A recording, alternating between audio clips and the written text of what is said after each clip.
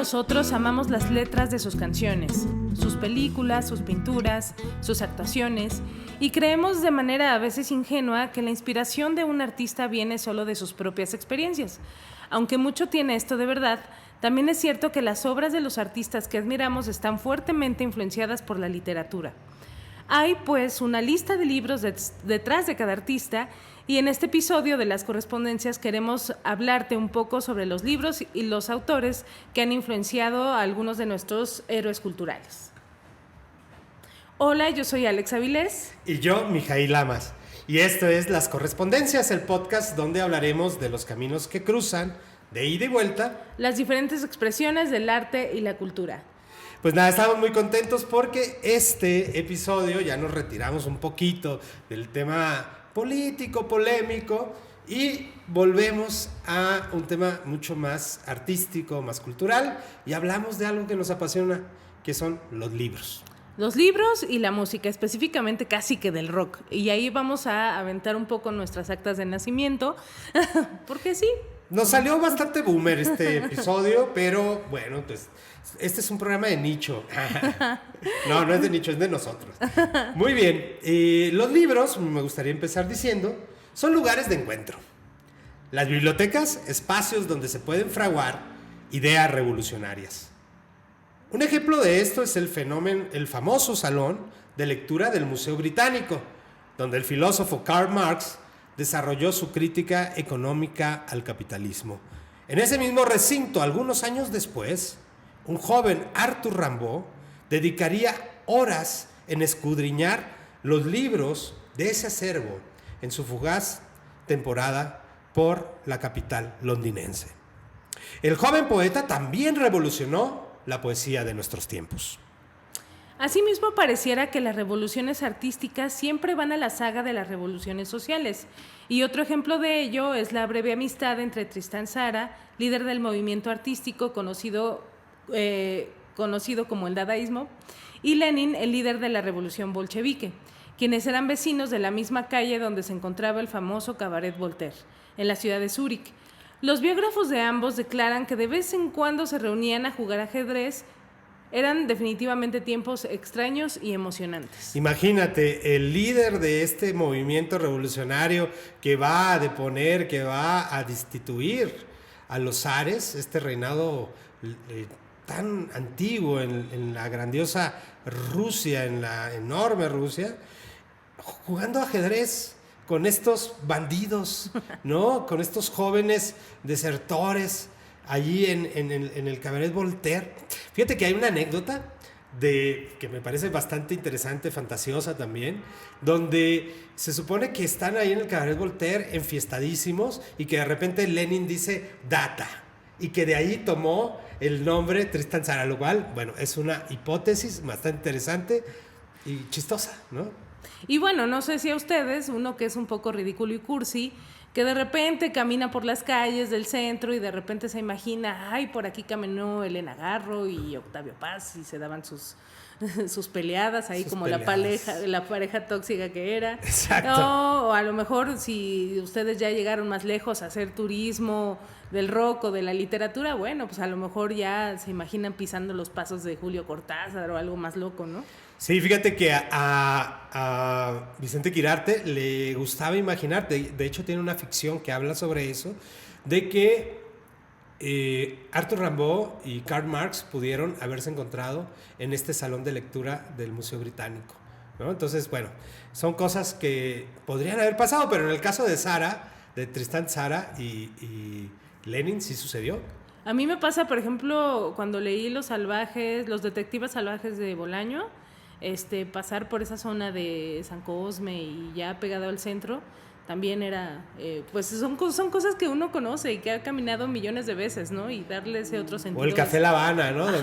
Donde bueno, también estuvo el Che y estuvo Fidel, pero también los poetas de los que se hablan ahí, ¿no? En Los Detectives Salvajes. Y bueno, ahora sí vamos a empezar con nuestra lista que hicimos para ustedes. Sí. Empecemos con el director de cine norteamericano Stanley Kubrick. Es fácil dar con algunos de sus libros favoritos, ya que buena parte de su filmografía está inspirada en obras literarias. Solo sus 2 primeros largometrajes son historias originales. La primera se llama Miedo y Deseo.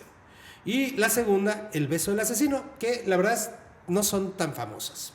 Sin embargo, Barry Lyndon, por ejemplo, es una novela de corte picaresco del autor inglés William Makepeace Thackeray.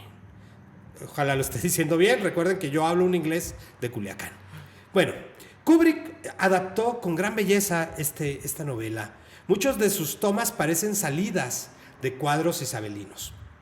Por otro lado está la mítica novela de Anthony Burgess, que la mayoría conocemos porque, seamos sinceros, hemos visto la película de Kubrick. Me refiero a la novela La Naranja Mecánica, que en un arranque de sinceridad diré, nunca he leído, aunque sí tengo un ejemplar por ahí. Creo que todos la tenemos y nunca nadie la ha leído, pero Fíjate bueno, la que peli ya la vimos. Hay una barrera al respecto del lenguaje, ¿no? Esta especie de idiolecto caló que les hace hablar Burgess a sus drogos, que está inspirado en una jerga rusa, precisamente, lo hace complicado. Pero bueno, es una deuda que tengo yo por ahí que algún día habré de cumplir. Y de hecho surge esta polémica de que quizá a Burgess, no le gustó tanto cómo fue la realización, pero generalmente esto sucede entre película y novela, ¿no? Se discute mucho si la novela es mejor que la película o la película realmente aportó algo distinto al contenido de la novela, ¿no? Y probablemente la novela no hubiera sido tan famosa si no lo hubiera firmado y no lo hubiera leído Stanley Kubrick. Otros libros que el genio de Kubrick llevó a la pantalla grande son la novela Alerta Roja de Peter Bryan, en la que se inspiró para sus sátiras sobre la Guerra Fría, El Doctor Insólito o Cómo aprendí a dejar de preocuparme y amar la bomba. Qué largo el título. El personaje del Doctor Strangelove es muy divertido. Es en sí mismo una denuncia de la manera en que los norteamericanos acogieron a los científicos nazis que desarrollaban tecnología militar y que además ayudaron a construir la bomba atómica. Otra obra importante y que fue la última película que el director norteamericano grabó es que fue Ojos bien cerrado. También está inspirada en una novela del autor alemán Arthur Schnitzler titulada Relato Soñado. Bueno, hay una teoría conspirativa alrededor que seguramente tú conoces. Sí, claro, bueno, como el director tocó fibras al parecer bastante sensibles alrededor de las grandes cúpulas económicas de las élites, pues nada, ¿no? Se rumora que fue por eso que perdió la vida, que no fue un accidente, que no fue una enfermedad, sino más bien que lo fueron. Pero bueno, esto queda en una teoría de conspiración. Lo adelantaron. Quién sabe, si ustedes conocen algo al respecto, pues estaría bien que nos contaran. Dejen los comentarios aquí. Bueno, por ahí se nos quedan Lolita de Nabokov, que bueno, de alguna manera ya lo habíamos discutido en algún tiempo, que desafortunadamente ayudó a mitificar esta figura de la niña que seduce al hombre mayor, cuando en realidad es completamente lo contrario, ¿no? No es... Ay. Ustedes, como si ya se habrán dado cuenta, este es un podcast con gatos. Y los gatos van a estar apareciendo y van a estar tirando los libros. Y bueno, ella es Clarice y le encanta salir a cuadro. Bueno, les decía que desafortunadamente la obra de Nabokov ayuda a romantizar esta actitud del personaje central de la figura de Nabokov, que el mismo Nabokov lo declaró en constantes ocasiones. No quería que se tomara de esa manera, sino que se viera que en realidad eso estaba mal. Claro, y además también es muy relevante que muchos de los artistas, cantantes sobre todo, quienes hacen hay muchos quienes toman a Lolita como una referencia para hacer sus letras o sus poemas. Hasta Los Ángeles Azules con su canción de 17 años. Pero bueno, sigamos adelante. Otra de las novelas que también toma en cuenta y que es una gran película es The Shining o El Resplandor de Stephen King, Spartacus de Howard Fass, entre otras más. La obra de Kubrick no solo es una invitación a asomarse a una de las mentes más prodigiosas de la historia del cine. Además, es la posibilidad de asomarnos a su biblioteca. Eso es muy bonito porque, bueno, detrás de cada autor hay todo un background Acervo, de ¿no? acervo, un acervo de lecturas, aparte de las cosas que vivió y del momento en que vivió. Pero bueno, también nos asomamos ya a tocar otras cosas, que es ya si el autor depende de ello o el autor es más que su obra. ¿Qué tan vivencial es? ¿Qué tan vivencial es? O ¿qué tan vivencial es dentro de la literatura? ¿No? Porque la literatura también es parte de la vida. O sea, uno vive en los libros. Así es. Y bueno, eso lo vamos a ver con otro de nuestros autores, en donde en una entrevista realizada por el New York Times en su sección literaria By the Book, David Byrne, líder de la banda neoyorquina Talking Heads, afirmó que uno de sus placeres culposos es la lectura del narrador H.P. Lovecraft. No sé por qué se refiere a él como culposo. Tal vez por el pasado antisemita, racista de Lovecraft, o porque es considerada también una lectura para jóvenes, aunque es un placer leer a Lovecraft, esas descripciones decimonónicas y de repente esa falta de lenguaje para descubrir aquello que es precisamente terrorífico, sin una descripción, es inefable, es inenarrable, como dice el mismo Lovecraft. Mencionabas que el origen de David Byrne también tiene quizás que ver porque Baltimore es también el lugar de nacimiento de Edgar Allan Poe. El maestro del mismo Lovecraft, Ajá. El gran maestro de Lovecraft. Que también fue una inspiración para él. Y bueno, en esta misma entrevista declaró algo muy, muy llamativo. Compartir palabras es como compartir el alimento. Y más adelante afirmó que las memorias del cantante y compositor brasileño Caetano Veloso, Verdad Tropical, son un poco como el libro del escritor alemán W.G. Sebald, Los Anillos de Saturno, en lo que respecta a las descripciones del periodo más efervescente del movimiento del tropicalismo durante los años 60. Fíjate que ahí es algo interesante que dice Byrne, que cuando él está leyendo esta parte de la historia del tropicalismo, Caetano Veloso divaga. Entonces está escribiendo algo muy histórico y de repente empieza a hilar ideas sueltas, que eso es lo que lo hace recordar a Sebald. ¿Qué tal, eh? Sí, y sí. bueno, y así van tejiendo redes y por eso hacen canciones tan bellas a veces. Gracias a su amor por los libros y a la lectura, David Byrne fue invitado en el 2015 por el Festival de Melbourne en Londres para seleccionar 200 libros de su colección y crear una biblioteca de préstamo para los asistentes. Él mismo es un ferviente amante de las bibliotecas, considerando a la Biblioteca Pública de Baltimore, su ciudad natal, uno de los lugares centrales para su formación. Al respecto afirmó algo muy bonito.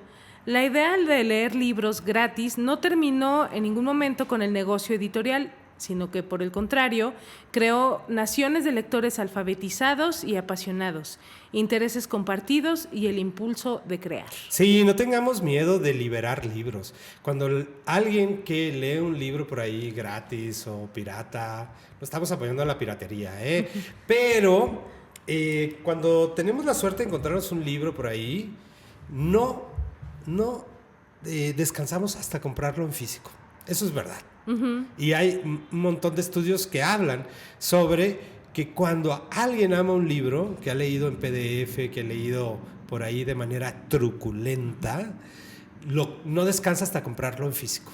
Hubo también un momento muy romántico de la Ciudad de México donde se nos dio por dejar libros y adoptábamos libros y los dejábamos por ahí.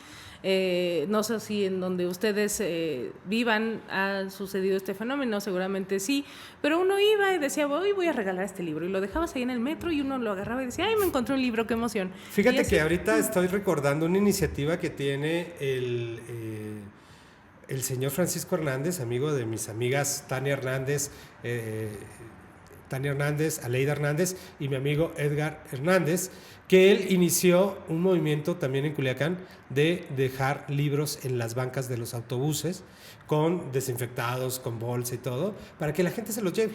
Y me parece muy interesante en un lugar tan problemático como mi ciudad natal, que es Culiacán, que haya esa iniciativa y que ojalá se reproduzca en otros lugares. Sí, no abandonemos esos momentos tan bonitos como regalar libros. Y bueno, sigamos. Seguimos entonces con una pequeña historia. Cuando en el 2005 el cantante inglés Elton John contrajo nupcias, todos los invitados al festejo se sorprendieron por la llegada de ella. El mismo Elton John no cabía de contento de que esta personalidad hubiera asistido. Nos referimos a la cantante Kate Bush, cuyo nombre no había vuelto a resonar con tanta estridencia hasta hace un par de años, más o menos cuando su canción Running Up the Hill, que es una traducción ranchera sería Subiendo un cerro, se convirtió en el sencillo con más reproducciones gracias a la serie de Netflix Stranger Things. La música de Kate Bush está influenciada por la literatura. Su primer sencillo lleva el nombre de una de las grandes obras literarias de la lengua inglesa, la novela de Emily Bronte, Cumbres Borrascosas. Peter Pan, el personaje de James Matthew Barrie, aparece en al menos en 2 canciones de su segundo disco titulado Lionheart de 1978, un año antes de mi nacimiento. Ya estamos betarrillos. Bueno, la Kate Bush ha declarado que El Resplandor, otra vez El Resplandor. Deberíamos hacer, ¿cuántas veces se mencionan los libros acá, no? Bueno, El Resplandor, dice, es el único libro que he leído que me ha asustado, dijo. Mientras lo leía, me sumergí en sus imágenes nevadas y evité visitar ciertos pisos del gran y frío hotel vacío durante el invierno. O sea que no lo leía cuando hacía frío. O sea, es una relectora, ¿no? Sí. En The Sensual World, la canción que le da título a su disco de 1989, hay una notable influencia del Ulises de James Joyce. Órale, ¿quién lo hubiera imaginado? Yo a Kate Bush la respeto mucho, sé que musicalmente es una pionera en muchas cosas. De entrada en abrirle campo pues a muchas otras mujeres que en aquel entonces estaban iniciando en en el rock, ¿no? Entonces por eso es tan respetada, porque además fue en el rock y en el perreo también, porque Rosalía le agradece, claro, cuando sí, le dan su Grammy, sí, le agradece a Kate Bush. Sí. Y bueno, yo la siento más unida al trabajo de Lana del Rey, porque sí es como una heredera totalmente de todo este recorrido literario, de todos sus fotografías románticas, flores decadentes, todo ese pedo como de naturaleza muerta, muy bonito. Nos gusta Kate Bush y nos gusta Lana del Rey, su música, y ella nos gusta también. Y bueno, hablando de mujeres inspiradoras, yo sé que ya habíamos hablado de ella, pero la verdad es que, bueno, fanatismos más allá. Siempre caemos en la tentación de hablar de ella. Vamos a platicarles de Patti Smith. Ya sé lo que algunos están pensando desde la otra vez, y es que los he visto poner comentarios en las redes sociales, y bueno, puede pasar que Patti Smith no sea en sí misma una referencia musical. Ella lo dice y lo ha mencionado en 1,000,000 de entrevistas. No me considero una estrella del rock y mucho menos una música, porque no sé tocar, yo soy una performer. Pero en mi vida diaria soy una madre, tengo un gato, soy una solitaria y escribo cada día. Me veo más como una escritora. Aquí tenemos dos gatos que siempre quieren salir en el podcast. Como todo escritor y escritora, su primera gran afición fue la lectura, y así lo describe en su autobiografía Éramos unos niños, donde traza como poco a poco las historias que fueron conformando a este símbolo de la contracultura llamado Patti Smith. Bueno, ella describe en este bonito libro, Éramos unos niños, que desde que era muy chiquitita, ella le gustaba sentarse en las rodillas de su mamá a ver cómo ella leía, y ella de entrada fue primero aficionada a aprenderse las oraciones que hacía antes de irse a dormir, porque era lo que la acercaba a este desprendimiento de entre su cuerpo y su alma, y se empezaba a cuestionar qué será alma, de qué color será, qué olerá, ¿no? Y era como ese acercamiento a esas cosas que no entendía o que de niños empezamos a imaginarnos, ¿no? Pero a partir de las palabras, que eso es bien importante. Así es, y por eso a ella le emocionaban las oraciones. Y ya después, a base de este ejercicio de ponerse a ver a su mamá leer, pues guardó un librito que le llamó la atención por el color, y pensó que guardándolo abajo de su almohada, pues se le iba a pegar algo de lo que contenía, ¿no? Y a su mamá le dio como ternura y la enseñó a leer, ¿no? A partir de este momento, la vida de esta cantautora cambió y dijo lo siguiente: leer me apasionaba, anhelaba leerlo todo, y lo que leía me creaba nuevos anhelos. A veces me iba a África y ofrecía mis servicios a Albert Schweitzer, o engalanaba con mi gorro de piel de mapache y mi polvera de cuerno. Defendía el pueblo como David Crockett. Podía escalar el Himalaya, vivir en una cueva donde habría de girar la rueda de la oración para mantener a la tierra en movimiento.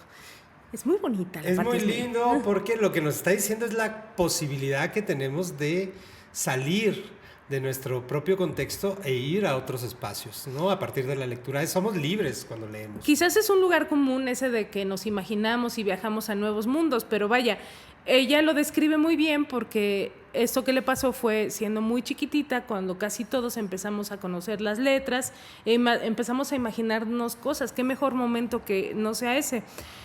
Quiero que sepas que Patti Smith es una escritora asidua, no ha dejado de hacerlo durante toda su vida, en ningún momento de su vida. Apenas, ella tiene un blog que inauguró cuando era tiempo de pandemia, porque ella se estaba volviendo un poco loca con esto del aislamiento y así, como todos. Y entonces hizo un blog donde dijo, bueno, les voy a entregar gratis cosas que se me van ocurriendo, poemas, fotitos, cosas que me han pasado en la vida. Y digo, ahorita ya cobra. Ya cobra para que vea su contenido. Para que vea su contenido. Es su OnlyFans de intelectuales. Apenas, ¿no? Hace unas horas subió una bonita fotografía de la tumba de Arthur Rimbaud, que es uno de los autores que más la ha marcado en su carrera. ¿Sabes que compró la casa de Charleville, donde vivió Arthur Rimbaud? No o sea, la casa del pueblo ese que Arthur Rimbaud odiaba, el pueblo de Charleville. Ella compró la casa esa, donde vivía con su madre y sus hermanas. Y bueno, y si ustedes quieren ver cuáles son los 40 libros que ella sugiere, que como todo buen lector debes de tener, pues métanse a la página de Patti Smith, Subtrack, que ahí viene, o se meten a la página de Patti Smith y ahí viene el blog, para que le echen un ojillo a cuáles son las 40 recomendaciones. Están muy buenas, mira, recomienda hasta el libro de los pasajes de Walter Benjamin. Yo me volví loco, yo ahí dije, maestra, usted sí sabe cómo está el rollo. No, y también muchas cosas, un poeta en Nueva York de Lorca, y también es una lectora asidua de Bolaño. Bueno, está increíble la Patti Smith. Sí, recomienda 2666. Ajá. Muy bien, pues sigamos hablando de gente de cierta edad. Ahora que el viejo vegano, más querido y odiado por los modernillos, este vinillo como que traba la lengua, ¿no? Bueno, más querido y odiado por los modernillos, ya no tan jóvenes de por estos lares, ha cancelado su concierto. Les traemos algunos datos de Morrissey y el gran amor que le tiene a los libros. Muchas veces ha declarado que ha sido más influenciado por autores y autoras literarios que por músicos, sobre todo Oscar Wilde. Cuando Morrissey tenía 8 años, su madre, que era bibliotecaria, le acercó un libro de cuentos de Oscar Wilde y desde entonces no ha dejado de leerlo. Su obsesión por Wilde era tanta que tenía una grabación de la obra La importancia de llamarse Ernesto que escuchaba antes de irse a dormir. O sea, ponía su casetito y escuchaba toda la obra, que es divertidísima, la verdad. Como adolescente introspectivo y solitario, Morrissey se refugió en los libros y sobre todo en las obras del autor irlandés. Oscar Wilde se convirtió en mi compañero, declaró en una entrevista. Una foto del narrador norteamericano Truman Capote, tomada por Cecil Beaton en 1949, fue utilizada como portada del sencillo The Boy with the Thorn in His Side, de la canción de los Smiths, sin duda por la admiración que Morrissey le tiene a este genial escritor norteamericano, del cual yo recomiendo, entre todos sus magníficos libros, Música para Camaleones, una colección de relatos alucinantes. Ahí vienen cuentos magníficos. Viene un cuento que está escrito un poco como una obra de teatro, donde se encuentra a Marilyn Monroe en un bar y platican. Y son puros diálogos. puros, es alucinante. Y hay otro cuento que es magnífico y aterrador, que se llama Baúles tallados a mano, o féretros tallados a mano, que es terrorífico, es casi gótico. Oye, y te preguntaba cuando estábamos preparando el episodio si Morrissey ha sido autor de algún libro. Sí, fíjate que a diferencia de Bob Dylan, que quiso ser un escritor, al principio igual que Patti Smith, Morrissey siempre entendió rápido que lo suyo eran las canciones, ¿no? Y muchas de sus canciones son magníficas. A mí, cada vez que escucho una canción de Morrissey me dan ganas de poner epígrafes de sus canciones en libros, pero me falta escribir el poema, ¿no? Pero sí, claro, tiene su autobiografía que está escrita casi toda la primera parte sin un punto y aparte. Es como un párrafo largo. ¿Qué tal? Y es un poco cansado de leer, ¿no? Pero sí es un buen escritor. Oye, y ahora que nos canceló el concierto, supimos que en estas horas apenas antes de... Recién supimos. Que al hombre le dio dengue, ay Dios mío. Bueno, también están los rumores que dicen que pues más bien le dio... imagínense ese gatito del meme así de, ¿y si no voy? Pero mira, que le haya dado estos males del trópico, ¿no? Gentleman inglés. En realidad su familia es de Irlanda. Ajá. Entonces, por eso tiene esta canción, la de, ¿cómo es? British Blood, Ajá. Sí. Irish Heart. Bueno, si está mal, ustedes nos corrigen. Y vaya, bueno, que es un tipazo. Quizás ha envejecido un poco. Ha envejecido muy mal porque no parece que está coqueteando con la derecha.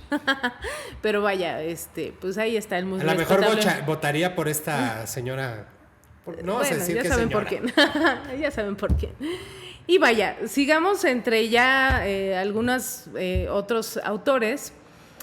Quiero decirles que entre las muy variadas lecturas de Kurt Cobain se encuentra el Scum Manifiesto, un polémico panfleto escrito por la actriz y dramaturga Valerie Solanas, famosa, entre otras cosas, por intentar matar a Andy Warhol. Esto está durísimo, ¿no? Porque... Bueno, que de entre toda su biblioteca el Kurt no encontró otro feminismo. ¿Por pues qué mira, tuvo que dar con eso? Era muy amigo de las Bikini Kill. Bikini Kills. Y yo creo que como andaba mucho, aunque no fuera a la universidad, porque no tuve dinero para estudiar, de hecho, el drama de Kurt, que era el intendente de su secundaria. Uh-huh. Pero como sí tenía novias o amigas que sí estaban en el ambiente universitario, y bueno, y su banda también tocaba en el circuito universitario de las bandas, pues sí tuvo acceso a algunas lecturas, sobre todo a algunas lecturas feministas. Y pues el Scum Manifiesto es bastante radical. Sí, y bueno, si indagamos un poco en las letras de Kurt, yo creo que, bueno, es lo que platicábamos antes de preparar esta emisión. Decíamos que pues sí habría que indagar por ahí más en la historia de Kurt y sus lecturas. Y sus culpas. Y sus culpas, porque es un personaje definitivamente icónico y es un hito del rock, pero no solo del rock, muy atormentado. Pero parece que por ahí tenía unas ideas bastante locochonas, ¿no? Pero progresistas también. Por supuesto, no, me refiero a locochonas como que sí tenía como mucha idea adelantada. De la justicia. De la justicia, y hablaba de temas que apenas están saliendo a la luz hasta estas décadas. Y él muy joven, pues en los 90 ya hablaba de ello, ¿no? Entonces sí valdría la pena que hiciéramos un número de el buen Kurt Cobain. Sí, el más woke incluso que... esto va a hacer enojar a la gente nueva, pero era mucho más woke y progresista que nuestro Bad Bunny querido, que lo queremos al precioso. Bueno, hablemos de... grité mucho. De Warsan Shire. Ella es una... poeta que nació en 1988, es bastante joven. Es activista de origen somalí, criada en Londres. Es editora de poesía en la revista Spock Magazine. Los versos de Warsan Shire fueron la columna vertebral, ustedes no lo van a creer, de Lemonade. ¿Cómo crees? El aclamado álbum visual de la Beyoncé. ¿Qué tal? O sea que mi Beyoncé les viene manejando la lectura chida de poetas y de estas poetas militantes, comprometidas, y Wollstonecraft es una muy, muy buena poeta. Y si ustedes quieren leer a Wollstonecraft, la pueden leer en la revista Círculo de Poesía. Yo ahí la conocí, y en una traducción de la traductora Gabriela Martínez Reina. Por si creían que su cantante de pop favorita era básica y no, señores, no, aquí hay poemas atrás, aquí hay literatura. Sí, Liberté, Solidarité y Beyoncé. Así es. Y bueno, hablando del pop también, nuestra última integrante de esta bonita lista es alguien llamado Elizabeth Woolridge Grant, una neoyorquina de 38 años que ustedes la conocen más bien como Lana del Rey. Recientemente tocó en Monterrey, en la Ciudad de México, y ofreció 2 fechas en las que se especula que sus creencias ocultistas hicieron de las suyas, espantando a algunos cientos de fans que de la nada cayeron como moscas durante el primero de sus conciertos. Desconozco si la práctica de la brujería es verdad, pero lo que sí es muy real es que las canciones de Lana del Rey, desde una perspectiva, sí son un breve recorrido literario por autores y autoras más queridos de habla inglesa. Es, al parecer, una gran lectora. Así es, y bueno, eso tiene mucho que ver con solo alguna muestrita pequeña de 10, ya sea discos o algunas de sus canciones que muestran el bagaje que ella tiene literario. El primero de ellos es Ultraviolence, que es un disco completo, es conceptual, hace referencia al libro que ya mencionamos al principio. Ella sí lo leyó. Ella sí lo leyó. Ella sí leyó la Naranja Mecánica. La Naranja Mecánica. Ustedes van a pensar que de entrada no tiene mucho que ver, porque dicen, ay, esta letra, pues como que tiene que ver con estos tipos. Con Alex y sus drogos. Pero si se ponen a ver que cada una de sus letras trata de chicos que son violentos o que experimentan el amor de una manera violenta, van a entender que sí hay una referencia y hay incluso ahí algo de conceptual, ¿no?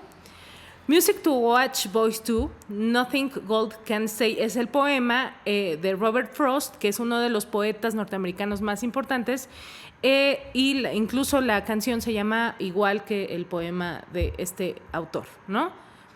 Lo que viene, o la canción que les voy a decir, está muy increíble. Hope is a dangerous thing for a woman like me to have. Basada en la obra y vida de Sylvia Plath, pero esperen, yo creo personalmente que el 99% de la obra de Lana del Rey está basada en Sylvia Plath, porque toda su ambientación, todas sus letras, la depresión, todo lo que conlleva alrededor de Lana del Rey tiene mucho que ver con esta autora norteamericana. Por eso nos gusta la lana. Por eso nos gusta la lana, porque es azotada como nosotros. Así es. Ride es una canción que está basada en On the Road, o en la carretera de Jack Kerouac. En el camino, dicen los de Anagrama, ¿no? Así es, en el camino. Tío, está contenido en el disco de Paradise y bueno, su video es muy evidente, es un video donde ella está yendo sobre la carretera como en un recorrido incierto por las carreteras de Norteamérica. Burn Norton es otro poema titulado de la misma manera que el poema de T.S. Eliot. Esta canción viene contenida en el álbum de Honeymoon y es la primera canción, es un interludio. Está muy bonita, es muy tranquilita. Y ahí viene lo que hablábamos al principio, ¿no? Ella también tiene una canción que se llama Lolita, basada en la novela de Vladimir. Nabokov. Pero también no solamente está en esta canción, sino que en la canción de Born to Die, en la primera línea menciona la primera línea de la novela también. Okay. Ajá. Tiene una cosa que se llama Trópico, no es una canción como tal, sino que más bien es un mediometraje, un cortometraje, que está basado en Aullido de Allen Ginsberg, que bueno, ahí ustedes van a ver en ese corto como Lana de repente está en una onda como en el Edén, siendo ella Eva, muerde la manzana y cae en un infierno, se vuelve un stripper y hay una bola de empresarios aventándole dinero y bueno, quizás sea una visión que ella tiene del Aullido de Ginsberg, ¿no? En muy bueno, su hay una parte del Aullido de Ginsberg donde habla no de la cosificación de la mujer, pero sí de la instrumentalización de los cuerpos por Baal, este especie de demonio o dios mesopotámico que somete al pueblo elegido de Dios, que retoma, digamos, Ginsberg para personificar el capitalismo. Exactamente, es justamente algo que trata de adaptar Lana a su cortometraje es una crítica para el capitalismo muy a la norteamericana, pero pues bueno, la crítica ahí está muy bonito, véanlo, bueno, tiene una estética muy Lana del Rey, ustedes saben cómo. Otra canción muy bonita que se llama Body Electric, está basada en I Think the Body Electric de Walt Whitman, nada más y nada menos. Yo canto el cuerpo eléctrico, es un poema hermoso del viejo de barba blanca que quería anexar a México a los Estados Unidos en algún tiempo, ¿no? Así es. Otra canción que también es la canción de Lost for Life, está basada en Invictus de William Ernst Henley, al igual que la canción de Iggy Pop. Y finalmente Carmen, de un tranvía llamado Deseo de Tennessee Williams. Pues ha sido un recorrido muy interesante con muchos libros. Si ustedes no anotaron ahí, vayan a anotar, vayan por un libro, vuelvan a poner el episodio y anoten todos los libros. La verdad es que son fantásticos y qué chingón, lo voy a decir así, que estos artistas que nos gustan, que disfrutamos escuchar su música, también dialogan con los libros y dialogan con nosotros como lectores.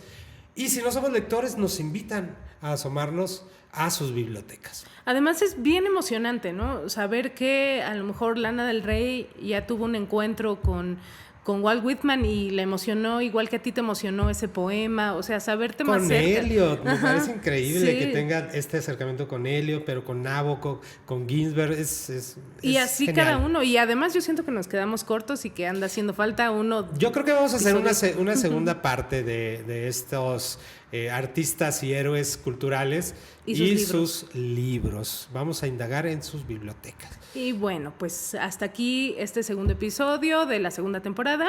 Yo soy Mijail Lamas. Y yo, Alejandra Vilés, y nos escuchamos hasta la próxima. Y este es el podcast Las Correspondencias. Síganos en todas nuestras redes sociales. Chao.